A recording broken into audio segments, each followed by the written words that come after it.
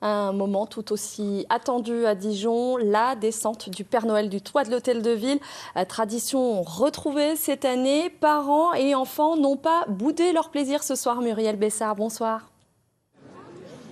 Bonsoir Elsa. Alors, au moment où je vous parle, le Père Noël est déjà descendu de la tour Philippe le Bon. Il a déjà distribué des papillotes aux enfants. Ce que je vous propose, c'est que pendant que vous regardez ces images que nous avons tournées il y a quelques minutes, je vous raconte un peu l'histoire de cette tradition. Parce que figurez-vous qu'elle date d'il y a 70 ans, jour pour jour.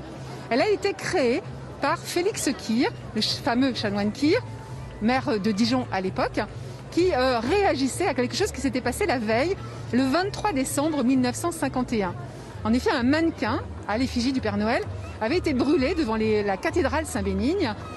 C'était un acte symbolique mené par le clergé dijonnais qui voulait rappeler que la fête de Noël est une fête religieuse, qu'elle célèbre la naissance du Christ et qu'elle n'est en rien une fête païenne et commerciale. Le chanoine Kir, en réaction à cet acte, a décidé d'inviter le Père Noël, le vrai évidemment, à venir à Dijon pour saluer tous les Dijonnais. Et ça dure depuis 70 ans.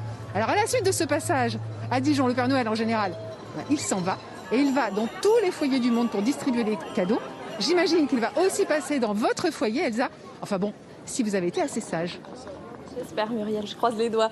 Passez une très belle soirée, prenez soin de vous. On se retrouve demain sur la même chaîne. Merci.